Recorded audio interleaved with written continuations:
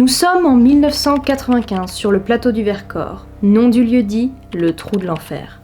Ça commence mal. Dans la nuit du 15 au 16 décembre, sur les hauteurs de ce plateau enneigé, 13 adultes et 3 enfants se rassemblent dans la forêt. Une semaine plus tard, le 23 décembre, leurs corps sont retrouvés calcinés et disposés en étoiles. Ces personnes étaient apparemment membres d'une secte, la secte de l'ordre du Temple solaire. Et tout porte à croire qu'il s'agit d'un suicide collectif. Mais le témoignage d'Alain Vuarnet, frère et fils de victimes, laisse penser qu'en réalité les victimes auraient été assassinées. Laissez-moi vous raconter l'histoire de cette secte meurtrière.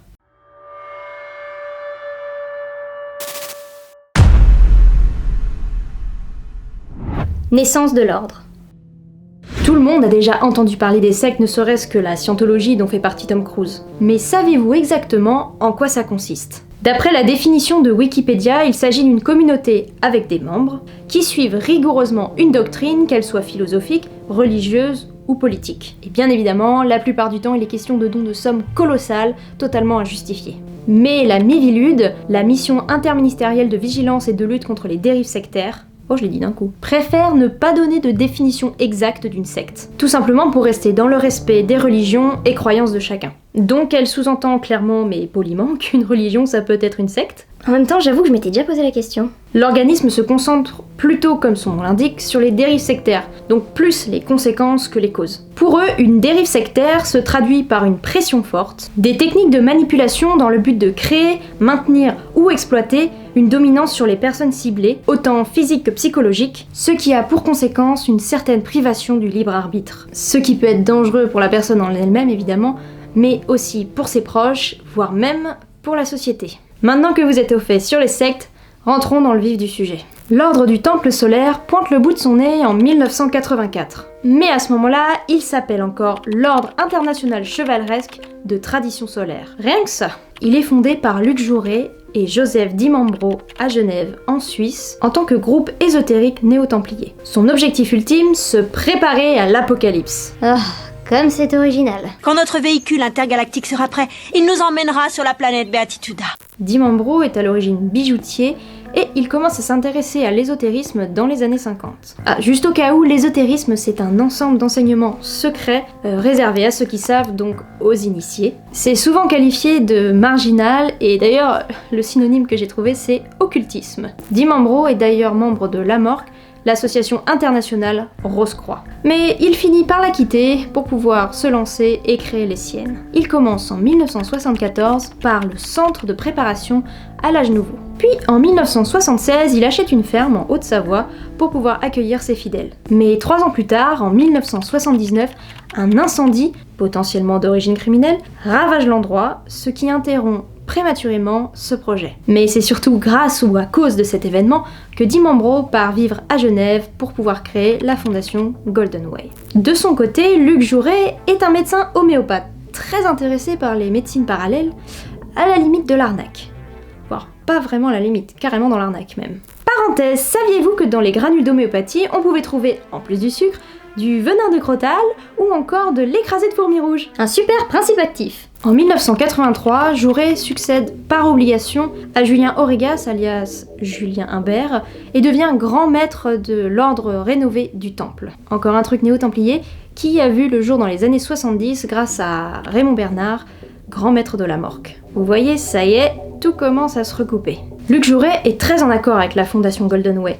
Du coup, les deux hommes se rassemblent et créent en 1984 l'Ordre du Temple solaire. Et pour cela, ils s'inspirent de plein de mouvements et références. L'Ordre médiéval chevaleresque des Templiers, la Rose-Croix, la Théosophie de Blavatsky, la sagesse du divin, un mouvement ésotérique, et l'école arcane d'Alice Bailey, occultiste qui apparemment est à l'origine du New Age et de l'ésotérisme égyptien. Mais celui qui les inspire le plus, c'est l'Ordre souverain du Temple solaire. Oh, ils se sont pas du tout inspirés du nom, hein, non. Cet ordre avait été créé en 1967, mais ne sera vraiment actif qu'en 1973.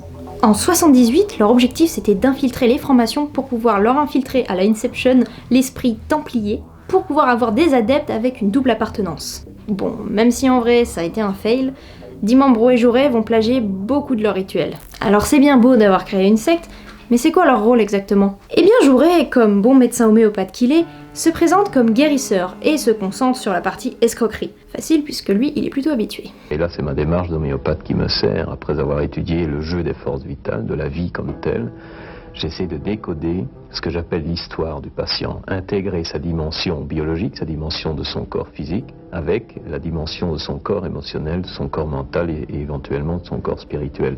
Et Dimambro s'autoproclame médium, ce qui fait de lui un excellent recruteur. Ah, et petit détail, il dit qu'il est capable de s'adresser à une mystérieuse loge de Zurich. J'ai aucune idée de ce que c'est, mais apparemment c'était stylé. Pour appâter les gens, c'est facile. Ils leur promettent qu'ils auront accès à une vérité secrète et surtout qu'ils seront des élus. Truc de fou, Jouret va quand même aller jusqu'à donner 200 conférences dans toute la France pendant 10 ans. Mais leur influence ne s'arrête pas là. L'ascension vers le transit. Ils arrivent à ramifier l'ordre de la Suisse à la France en passant par le Canada et en construisant une structure par pays. Des lieux très importants parce que c'est là que les adeptes peuvent être recrutés, en plusieurs étapes.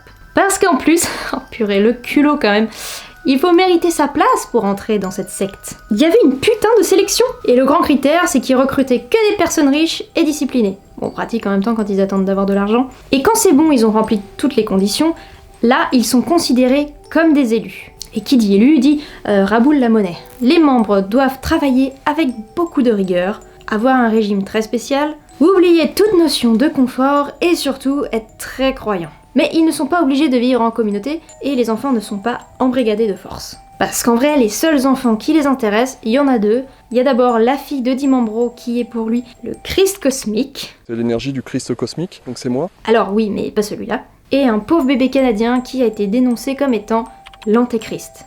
Car ils ont commis l'outrage de prénommer leur bébé Emmanuel comme la fille cosmique du gourou. Les personnes qui se laissent enrôler ne sont pas forcément vulnérables avec des troubles mentaux, comme on pourrait se l'imaginer. Elles traversent simplement une mauvaise passe, une période d'échec ou de deuil. En tout cas, elles sont fragilisées et cherchent un objectif à tout prix, une façon de remonter la pente. Pendant 10 ans, ils sont plutôt tranquilles parce que la secte ne fait pas trop de vagues, donc on leur dit rien. Mais ça sera jusqu'en 1994. En tout, ils réussissent à réunir jusqu'à 600 membres. Mais au bout d'un moment, les gens commencent à se poser des questions. Dimambro voit même son pouvoir de médium remis en question parce que certains membres l'accusent d'avoir essayé de les manipuler en faisant plein de démonstrations un peu trop spectaculaires et du coup pas très crédibles. Suite des conversations téléphoniques, 28 septembre, veille des premiers assassinats. Moi, franchement, je ne crois plus à rien de tout ça. Écoute, Albert, il flambe l'argent fou qui est flambé dans cette histoire. Ils perdent donc quelques adeptes à ce moment-là. Le premier pays qui se réveille, c'est le Québec, parce que un des membres de la secte essaye de se procurer des armes à feu. Une enquête peut enfin s'ouvrir à ce moment-là, car la secte est désormais considérée comme un mouvement terroriste. Le temple solaire est mis sur écoute. Jouret et 2 membres finissent par être condamnés pour achat illicite d'armes, et Dimambro se retrouve au cœur d'une enquête de la brigade financière pour transfert de fonds importants. Tu m'étonnes. Les 2 gourous ont quand même eu le temps de monter une 50aine d'associations et ouvert une 100aine de comptes bancaires. Et tout ça sous prétexte de création de centres de vie. Et là, ça commence à sentir mauvais pour eux. Les dons diminuent, les adeptes quittent de plus en plus la secte et demandent même des remboursements. C'en est trop pour Jouret et Dimambro, qui commencent vraiment à se sentir persécutés. Et dans toute leur paranoïa, ils crient au complot comme si tout le monde voulait les anéantir. Malheureusement, certains adeptes, même s'ils prennent conscience de l'escroquerie, refusent d'admettre qu'ils ont fait fausse route pendant toutes ces années et préfèrent rester dans le déni. Notamment par peur d'être exclus du groupe, la punition ultime. Cette bulle de paranoïa fait naître dans les esprits des gourous une idée de transit vers un monde meilleur. Ils annoncent alors à leurs adeptes restants qu'ils font partie d'une véritable élite. On leur promet qu'ils pourront rejoindre l'étoile Sirius en faisant transiter leur âme vers une nouvelle vie. Et comment on fait transiter son âme ? Eh bien, en se donnant la mort. En tout, 74 personnes ont perdu la vie au sein de l'ordre du Temple solaire, en France, en Suisse et au Canada. D'abord, il y a eu le 4 octobre 1994, au Québec. Le corps de Tony Dutoit, sa femme et leur bébé sont retrouvés morts. Le bébé, notamment, a été poignardé dans le cœur avec un pieu. Rappelez-vous, c'est le fameux bébé que Dimambro avait qualifié d'antéchrist, donc pour lui, il fallait le supprimer. Ils sont 4 pour tuer les Dutoit et leur bébé. Leurs armes, batte de baseball et couteau. En fait, cet assassinat avait une autre justification. Les Dutoit qui confectionnaient les capes et les effets spéciaux des cérémonies venaient d'annoncer qu'ils ne marchaient plus dans les combines du gourou. 2 cadavres d'adeptes du Temple solaire sont également retrouvés sur place. Et au même moment, en Suisse, plusieurs incendies se déclarent dans différents chalets. 23 personnes meurent à Chéry, 25 à Salvan. On découvre plus tard que les victimes de Chéry ont des traces de somnifères dans le corps et des impacts de balles dans la tête. À Salvan, les cadavres, eux, présentent des signes d'empoisonnement. Dans les lois du Temple solaire, c'est le feu qui purifie. Le voyage vers Sirius commence dans les flammes. Certaines des victimes n'en étaient pas dignes. Pour elles, une balle de revolver suffisait. Et je ne m'y attendais pas, mais les gourous Dimambro et Jouret font partie des morts. Malgré leur disparition, la secte continue bien d'exister. Il y a donc la tragédie du Vercors qui suit en 1995, puis en 1997 au Québec s'organise un nouveau et dernier massacre. 5 victimes sont à déplorer, mortes d'après le même scénario. Mais rebondissement, pour la première fois, il y a 3 survivants. Des adolescents qui ont supplié leurs parents de leur laisser la vie sauve. Le plus âgé d'entre eux n'a que 16 ans. On peut donc imaginer qu'il subsistait une forme de libre arbitre qui a permis à ces adolescents de survivre. Entre alors en scène un 3e homme, Michel Tabachnik, un chef d'orchestre franco-suisse. Le témoignage d'Alain Vuarnet. Alain Vuarnet est le fils de Jean Vuarnet, un homme connu à l'époque pour être champion de ski. Il perd sa mère et son frère dans le massacre du Vercors de 1995. Il a 32 ans au moment des faits. Alain s'est livré très récemment, en décembre 2021 sur RTL, dans le podcast Les Voix du crime. Grâce à son témoignage, on a désormais un point de vue plus interne sur cette affaire. Et croyez-moi, ça fait encore plus froid dans le dos.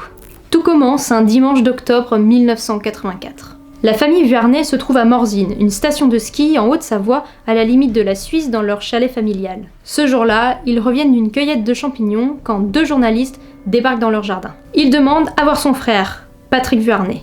Et apparemment, c'est très urgent. Car ça concerne les 53 morts retrouvés en Suisse lors d'un suicide collectif. Patrick aurait été identifié sur des caméras de surveillance suisses, en train de poster des faux testaments du gourou Dimambro. Tout le monde a l'air choqué, à part Patrick, qui semble reconnaître les faits.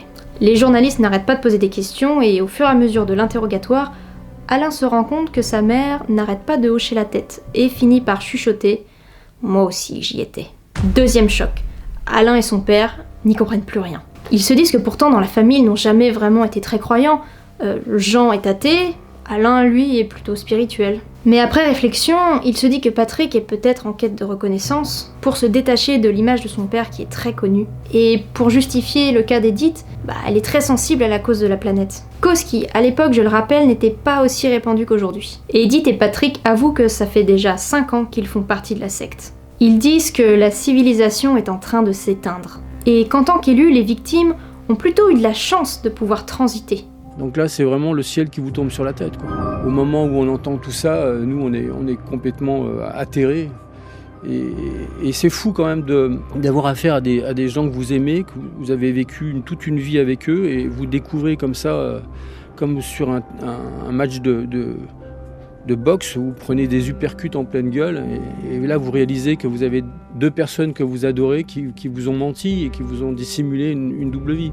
Ce qui est quand même fou, c'est que sa mère et son frère ne savaient même pas que l'un et l'autre étaient dans la secte. En tout cas, c'est Edith qui est rentrée la première dans le Temple solaire. Les 2, bien évidemment, ont donné de l'argent à la secte, mais personne s'en est rendu compte. Je vous laisse imaginer le level en mensonge. Patrick est alors arrêté dès le lendemain matin.